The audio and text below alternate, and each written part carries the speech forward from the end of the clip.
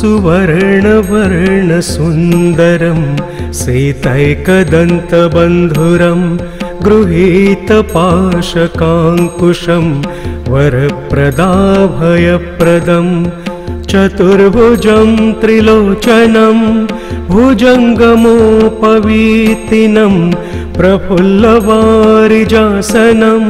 भजामि सिन्दूराननम्।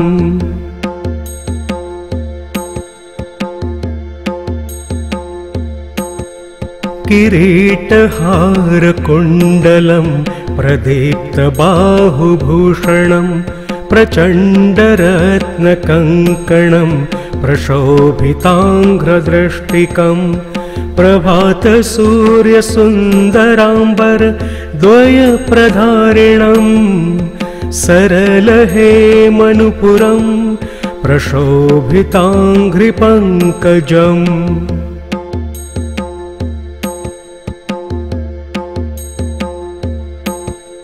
सुवर्णदण्डमण्डित प्रचण्डचारुचामरं गृहप्रतीर्णसुन्दरं युगक्षणं प्रमोदितं कवीन्द्रचित्तरञ्जकं महाविपत्तिभञ्जकं षडक्षरस्वरूपिणं भजेन्द्रजेन्द्ररूपिणम्।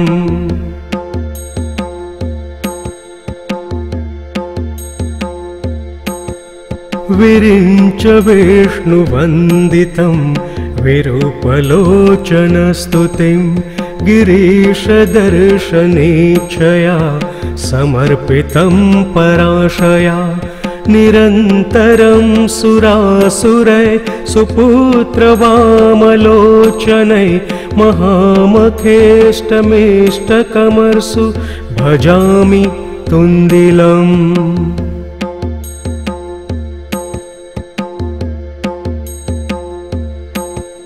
मदौघलुब्धचञ्चलार्कमञ्जुगुञ्जितारवं प्रबुद्धचित्तरञ्जकं प्रमोदकर्णचालकम् अनन्यभक्तिमानवं प्रचण्डमुक्तिदायकं नमामि नित्यमादरेण वक्रतुण्डनायकम्।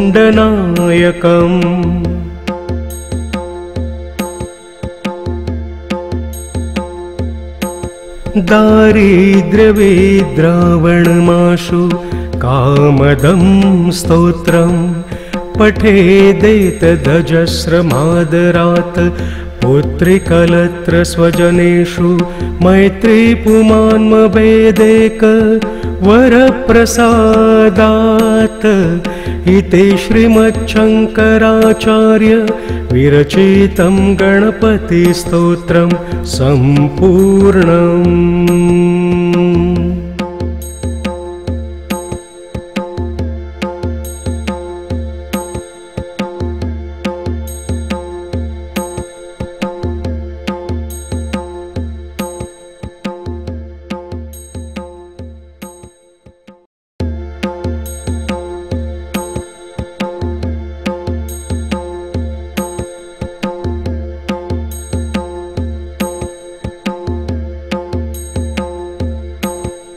सुवर्णवर्णसुन्दरं सीतैकदन्तबन्धुरं गृहीतपाशकाङ्कुशं वरप्रदाभयप्रदं चतुर्भुजं त्रिलोचनं भुजङ्गमोपवीतिनं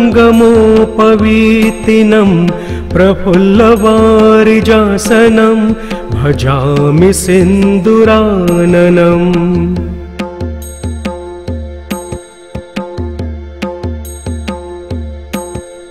किरीटहारकुण्डलं प्रदीप्तबाहुभूषणं प्रचण्डरत्नकङ्कणं प्रशोभिताङ्घ्रदृष्टिकं प्रभातसूर्यसुन्दराम्बर द्वयप्रधारिणं सरलहेमनुपुरं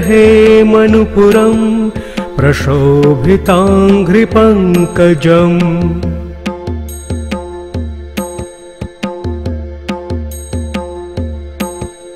सुवर्णदण्डमण्डित प्रचण्डचारुचामरं गृहप्रतीर्णसुन्दरं युगक्षणं प्रमोदितं कवीन्द्रचित्तरञ्जकं महाविपत्तिभञ्जकं षडक्षरस्वरूपिणं भजेन्द्रजेन्द्ररूपिणम्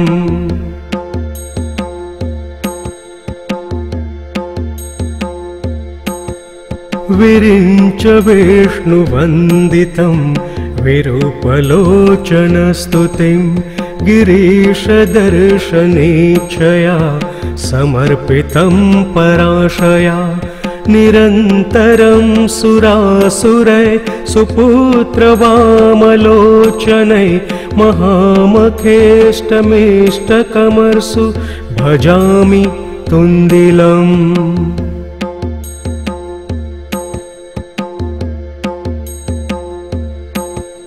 मदौघलुब्धचञ्चलार्कमञ्जुगुञ्जितारवं प्रबुद्धचित्तरञ्जकं प्रमोदकर्णचालकम् अनन्यभक्तिमानवं प्रचण्डमुक्तिदायकं नमामि नित्यमादरेण वक्रतुण्डनायकम्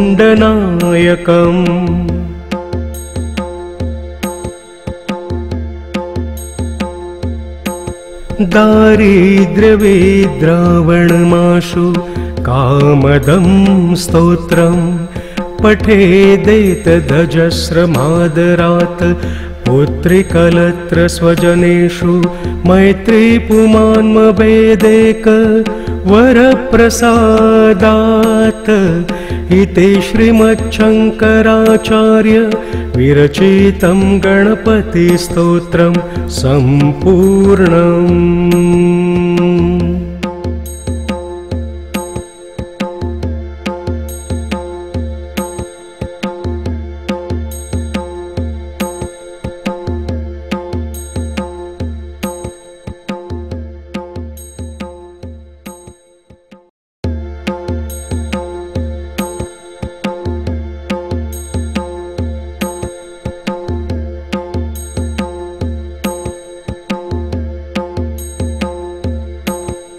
सुवर्णवर्णसुन्दरं सीतैकदन्तबन्धुरं गृहीतपाशकाङ्कुशं वरप्रदाभयप्रदं चतुर्भुजं त्रिलोचनं भुजङ्गमोपवीतिनं प्रफुल्लवारिजासनं भजामि सिन्दुराननम्।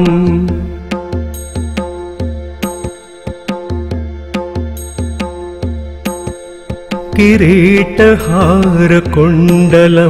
प्रदीप्तबाहुभूषणं प्रचण्डरत्नकङ्कणं प्रशोभिताङ्घ्रदृष्टिकं प्रभातसूर्यसुन्दराम्बर द्वयप्रधारिणं सरलहेमनुपुरं प्रशोभिताङ्घ्रिपङ्कजम्।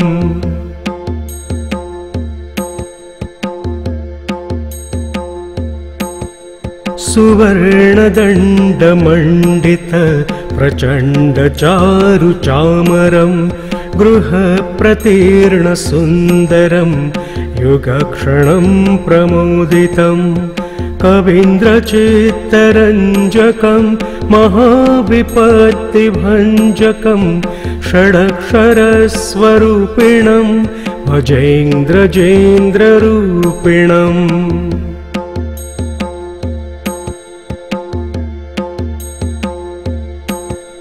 विरिञ्च विष्णुवन्दितं विरूपलोचनस्तुतिं गिरीशदर्शनेच्छया समर्पितं पराशया निरन्तरं सुरासुरै सुपुत्रवामलोचनै महामखेष्टमेष्टकमर्सु भजामि तुन्दिलम्।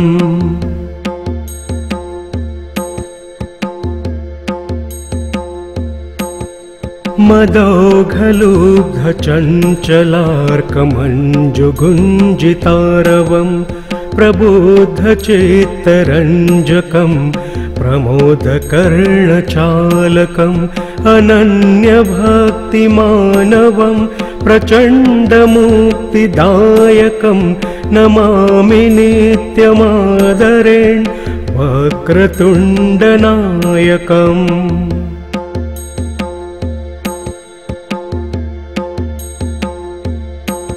दारिद्र्यविद्रावणमाशु कामदं स्तोत्रं पठेदेतदजस्रमादरात् पुत्रिकलत्र स्वजनेषु मैत्रीपुमान्मभेदेक वरप्रसादात्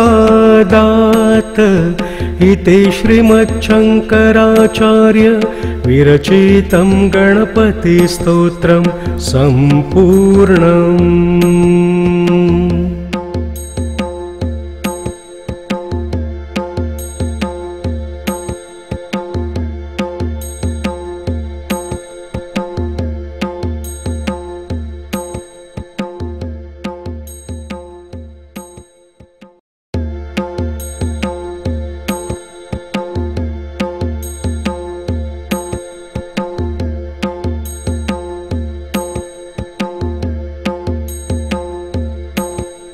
सुवर्णवर्णसुन्दरं सीतैकदन्तबन्धुरं गृहीतपाशकाङ्कुशं वरप्रदाभयप्रदं चतुर्भुजं त्रिलोचनं भुजङ्गमोपवीतिनं प्रफुल्लवारिजासनं भजामि सिन्दूराननम्।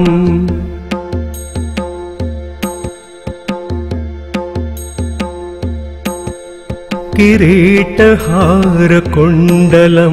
प्रदीप्तबाहुभूषणं प्रचण्डरत्नकङ्कणं प्रशोभिताङ्घ्रदृष्टिकं प्रभातसूर्यसुन्दराम्बर द्वयप्रधारिणं सरलहेमनुपुरं प्रशोभिताङ्घ्रिपङ्कजम्।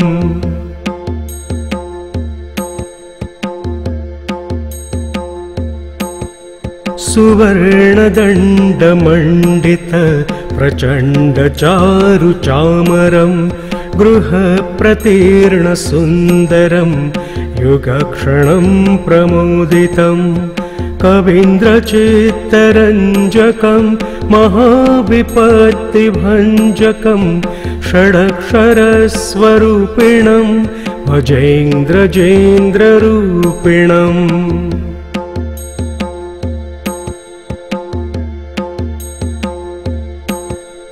विरिञ्च विष्णुवन्दितं विरूपलोचनस्तुतिं गिरीशदर्शनेच्छया समर्पितं पराशया निरन्तरं सुरासुरै सुपुत्रवामलोचनै महामखेष्टमेष्टकमर्सु भजामि तुन्दिलम्।